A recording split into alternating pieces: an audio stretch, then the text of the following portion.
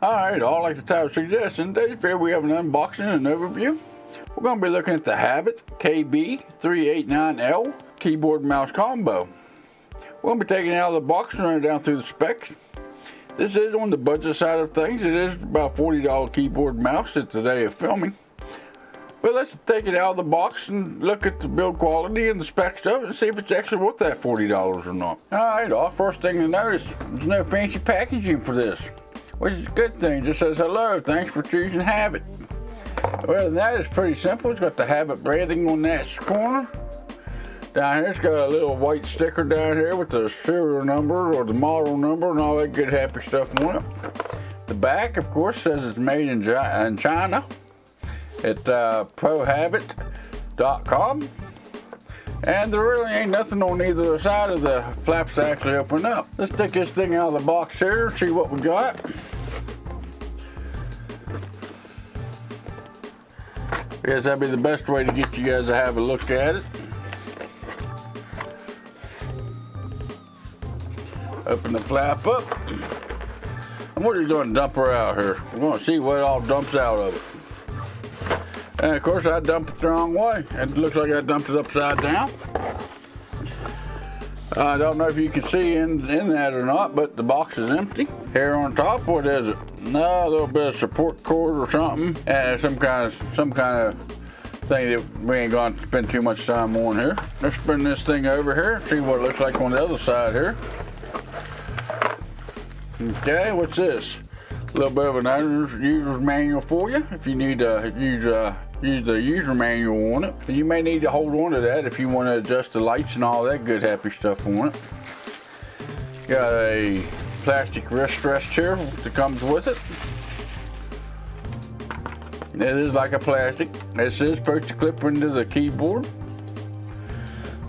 but we will get into that here in a little bit once we get it all undone here.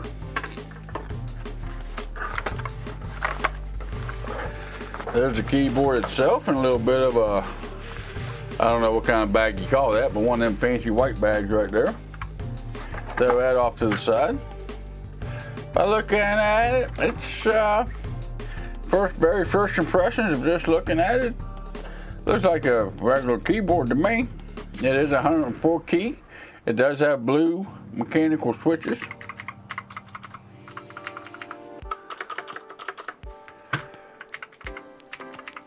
So it does have a little bit of a click to them. Don't know if you can hear that or not. And they do, the mouse and keyboard both do hook up through USB, so they are wired. It's got a little bit of a flex to it, I guess. It's mainly black with a white falcon looking logo on it there. I guess that's the logo for the Havit, I guess. Got a little bit of a silver trim that looks like it goes all the way around the face of it, but it's pretty well black. Like I said, it does have blue switches to it, so they are a little bit of a clickier keyboard if you're into the clack-tail clicks. Looking at the back of it here, you do have 2 feet to lift up. Now them don't have rubber on them feet, but you do have a couple rubber pads down here. May hold in space pretty good. And that there, I'm just going to assume that there's where your wrist rest goes into. How about the cord on it? The cord is a nice braided cord to it. That is a nice feature to have, especially on a keyboard at this price. It just ain't your plain plastic cable. That is a little bit of like a fabric woven cable. Pretty nice, especially for this price point. Like I said, let's see what this is going to look like with the wrist rest on it here. Okay, there's what it looks like with the wrist rest on it. I don't know, some people like them wrist rests, some people don't. As big as my hands is, I don't think I'm going to care for that wrist rest. I think my hands is a little too big for that wrist rest. Or you can take and kick the feet down on it and lay it flat like that, which probably gives you guys a better idea of what it actually looks like with it on. But there it is with the wrist rest attached to it. All right, let's put the keyboard to the side here and we'll get the mouse out of the box. Alright, here's the mouse inside the box. Looks like we're gonna have to take it out of this end here. A little bit of a bubble wrap bag there that it comes in.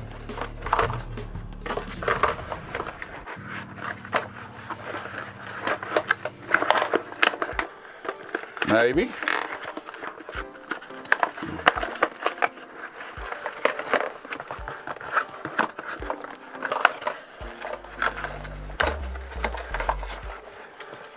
There we go.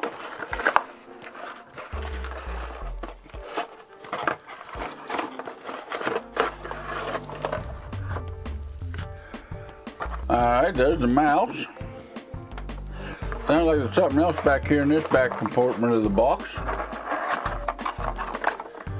And there's your keycap puller that you usually use for a mechanical keyboard. Pulls the caps off. Alright, and again, the mouse has got that same cable on it, like that fabric braided cable that's on the keyboard.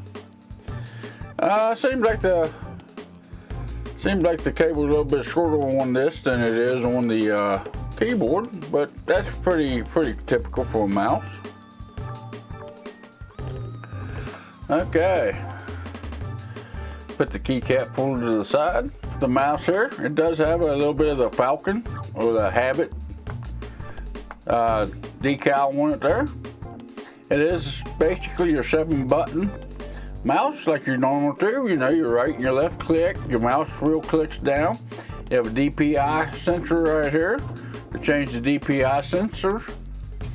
The DPI speeds on this will go 800, 1600, 2400, 3200, 4000 or 4800, depending on how sensitive you like your mouse to be.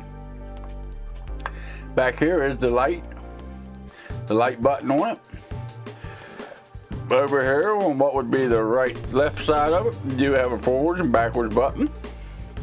And this does light up. Let's get these things connected up, and we will see what they look like while they are lit up, and see what kind of controls we have over the lighting of it. Alright guys, I guess the first thing you guys want to see would be the lighting on the keyboard. As you can tell, right out of the box, mine's doing one of these funky dance things, I guess you call it. Alright guys, as far as the lighting nodes go on the keyboard itself, there's maybe 14 different backlight modes for the keyboard, and there's 7 different color effects for the gaming mouse. The keyboard does function as 104 keys, which has blue mechanical switches. All of them are 104 keys, have industrial switches with a full end key rollover. Alright guys, as far as the lighting goes on this, you do have 14 backlight modes for the keyboard, and you also have 7 color effect for the mouse, which I'm not going to get too much into the lighting in this thing. If you'd like to see me go deeper into the lighting on this keyboard and how to change it and all that, leave down in the comments below. Maybe if I get enough requests, maybe I'll go into a tutorial on how to change the lighting and whatnot on the keyboard. But let me get reset up here, and we'll see if I think this thing's worth the $40 or not. Alright we took this thing out of the box. We kind of went down through the specs of it. Kind of told you kind of what I thought of it as I was going through it. The one thing I did forget to mention was the mouse. It is a fairly big mouse. I got pretty big hands myself, and that mouse is pretty big. I mean, it's definitely a full hand gripper. It definitely ain't the claw type.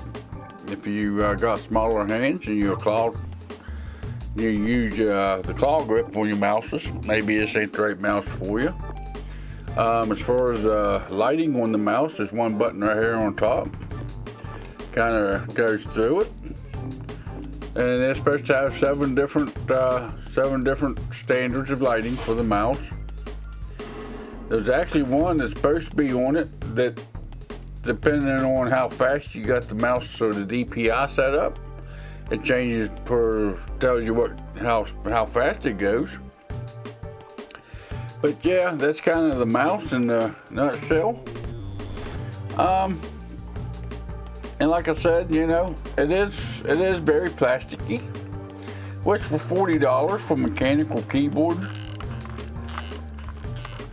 for mouse and combo with LEDs or RGB, whichever you want to call it. And for 40 bucks, I think it'd be all right. We'll have to see how it holds up over time. I do plan on using this as a daily driver.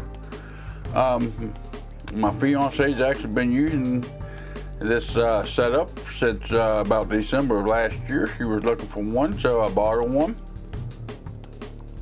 Of course, she's no power user. You know, she uses it maybe for an hour or so in the mornings and an hour or so in the afternoons.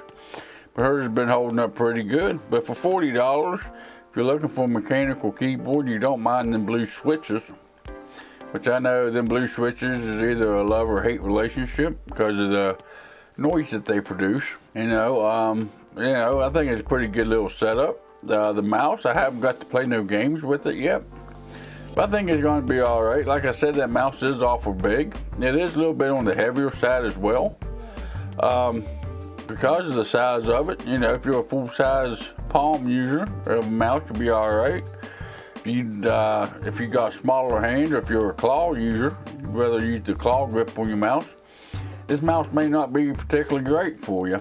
There is no movements or, you know, no way to adjust the weight of the mouse that I can see. But if you just want it for everyday use, you know, emails, Google, and, you know, watching YouTube videos like this one or whatever, you know, I think that mouse will be all right for you. Depending on what you actually want to do with it. It is titled, or it is aimed as a gaming setup. You know, of course, nowadays everything and anything got gaming behind it because, you know, companies charge more money for it, but it's aimed at gamers. For some reason, I don't know, they think us gamers are millionaires or something. But anyways, I think it's definitely worth the $40 if you don't mind the blue switches. And you know, the lighting on them is a little limited, but you know, but it does have customization to it, where you can customize it the way you like it. So I don't think you can go much wrong for 40 bucks for this setup.